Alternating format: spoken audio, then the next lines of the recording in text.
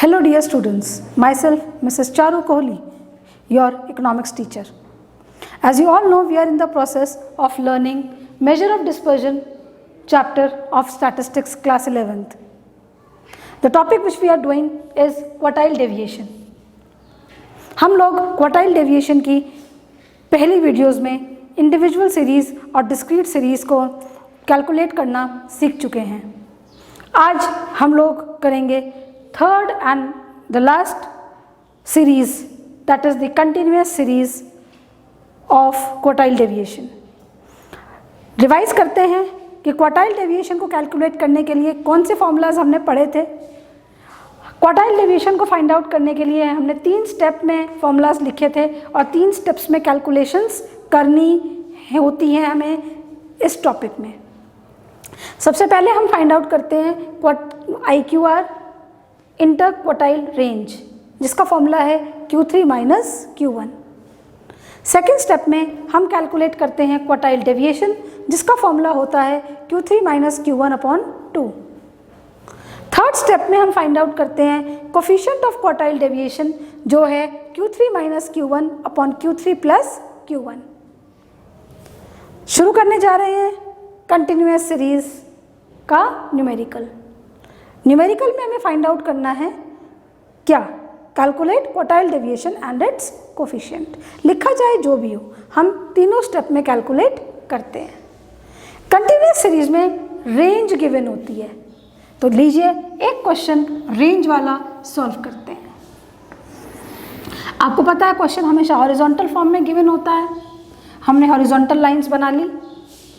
सबसे पहले गिवन होगा क्लास इंटरवल और दूसरा गिवन होगा फ्रीक्वेंसी.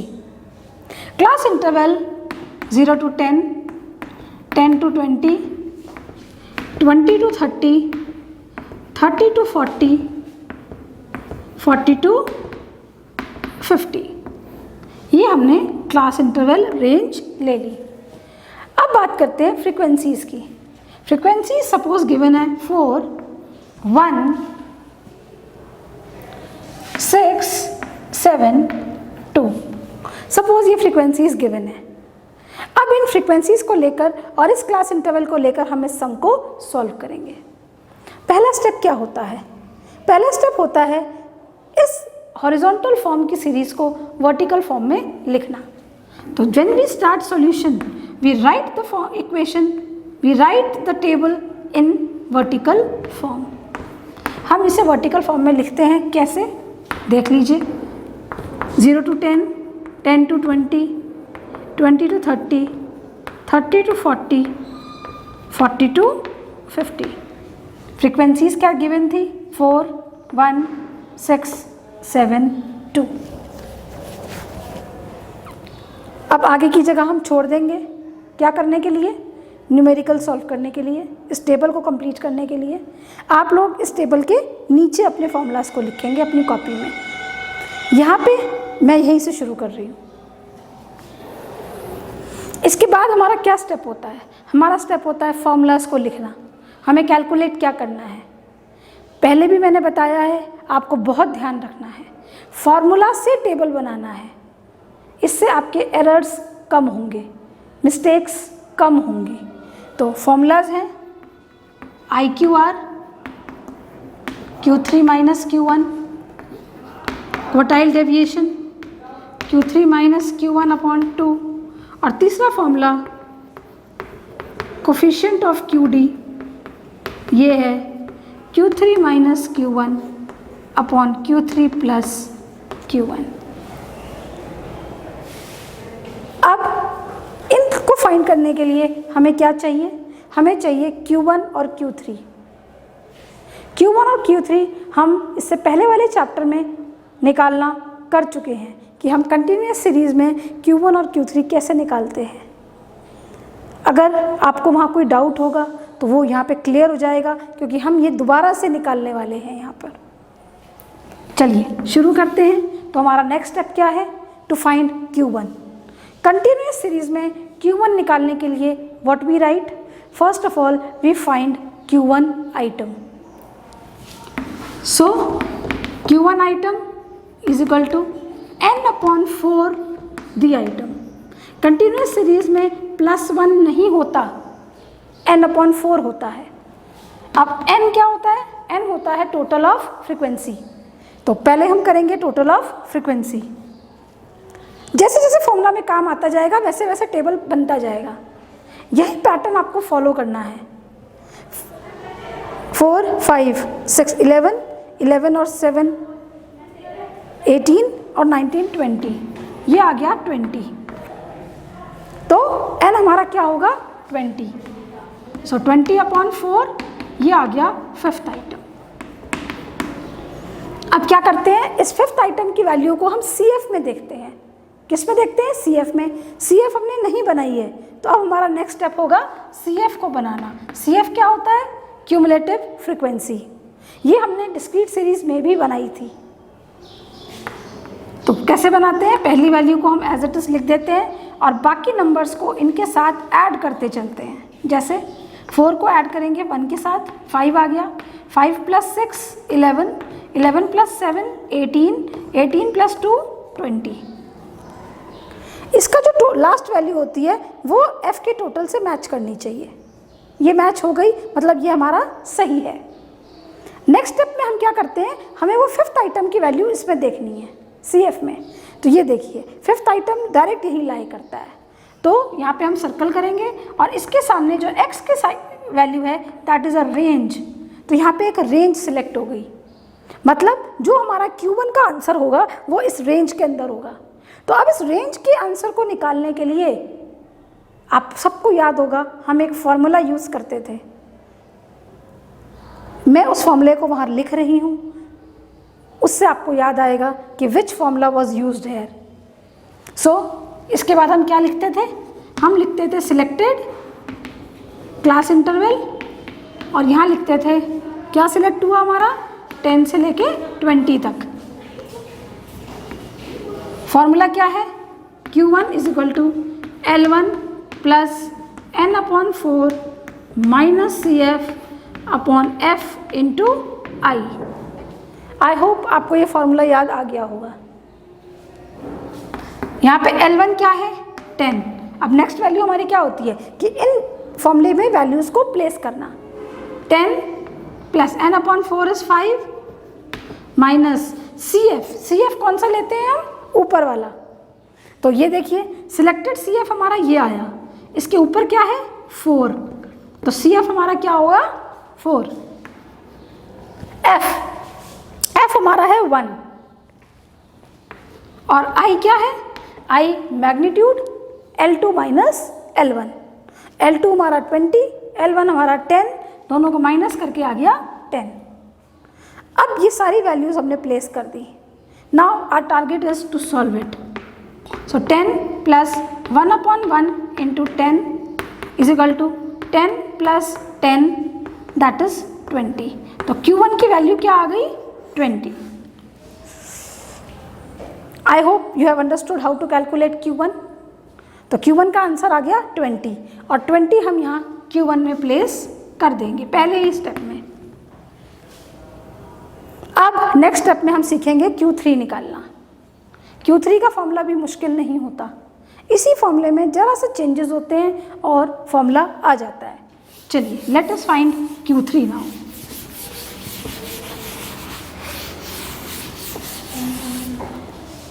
Q3 इसका भी आइटम निकलता है 3 बाहर आएगा, ब्रैकेट n/4 दी आइटम, वैल्यू पुट करेंगे 3, n क्या था हमारा 20, दैट इज समीशन F/4, ये आया 3 × 5 यानी 15th आइटम। Q3 आइटम की वैल्यू क्या आ गई? 15th item. 15th आइटम कहाँ लाई करेगा? हम देखेंगे CF में। 15th आइटम 11 से ज़्यादा है, 18 से कम है, तो कहाँ लाई करेगा? 18 पे। और 18 के सामने जो क्लास इंटरवल होगी ये हमारी सिलेक्ट हो जाएगी Q3 के लिए। तो कौन सी क्लास इंटरवल सिलेक्ट हुई? 30 to 40। तो सिलेक्टेड CI कितनी हो गई 30 to 40। अब हम लगाएंगे Q3 का formula, L1 plus 3n/4 minus CF/F into I। ठीक, L1 क्या है 30, 3n/4 15, CF selected class interval से ऊपर वाला वो क्या आया 11,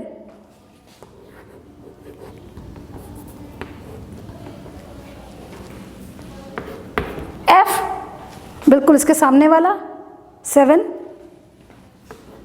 और I L2 माइनस L1 यानी 40 माइनस 30 वो आ गया 10। अब हमारा काम रह गया इसे सॉल्व करना, तो देखते हैं 30 प्लस 4/7 इंटू 10 करेंगे तो ये 40 हो जाएगा। इसको सॉल्व करेंगे तो एलसीएम नहीं ले रहे हैं हम लोग, इसको डिवाइड कर रहे हैं, तो 40/7 को जब डिवाइड करेंगे हम लोग तो इसका आंसर आएगा 5.7 और इसका आंसर आएगा 35.7। 35.7 आ गया Q3 का आंसर। सो ये तरीका है Q3 निकालने का। तो Q3 की वैल्यू आ गई 35.7। अब इस वैल्यू को हम इन फॉर्मूलाज में प्लेस करेंगे, तो यहाँ पे आया 35.7 माइनस 20। जब हम इसमें से -20 करेंगे तो हमारा आंसर आएगा 15.7। ये हमारा आ गया पहला आंसर IQR। अब हम करेंगे Q3 माइनस Q1/2, जिससे हमारा आएगा क्वार्टाइल डेविएशन। क्वार्टाइल डेविएशन में 35.7 माइनस 20/2 यानी 15.7 डिवाइडेड बाय 2 और इसका आंसर होगा हमारा 7.85। जब हम डिवाइड करेंगे तो इसका आंसर 7.85 आएगा। तो ये आ गया हमारा सेकंड आंसर जो हमें चाहिए, दैट इज QD 7.85। और लास्टली हमें क्या कैलकुलेट करना है, coefficient of quartile deviation. Coefficient of quartile deviation हम कैसे फाइंड आउट करेंगे, इन वैल्यूज को यहाँ पर प्लेस करके।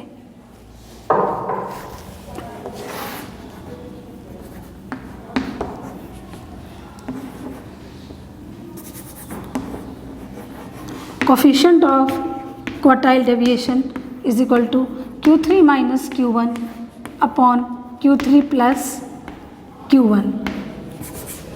Q3 क्या था हमारा 35.7 माइनस 20 अपॉन 35.7 प्लस 20। इन दोनों को माइनस करके आता है 15.7 और इन दोनों को प्लस करके आएगा 55.7। जब हम दोनों को डिवाइड करेंगे तो इसका आंसर आएगा 0.281 और ये है हमारे कोफिशिएंट का आंसर 0.281।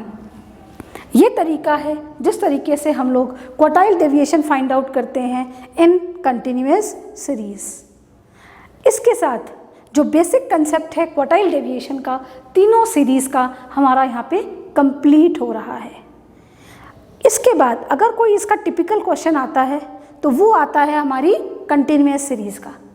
आपको पता है कंटिन्यूअस सीरीज 5 तरह की होती है।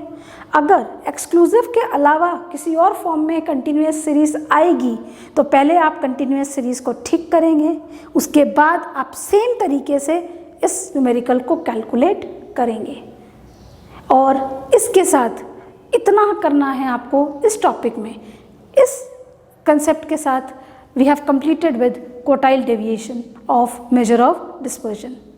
We will start with one more topic of measure of dispersion in our next class. I hope you all have understood. Do watch the video and clear your concepts for the topic. Thank you.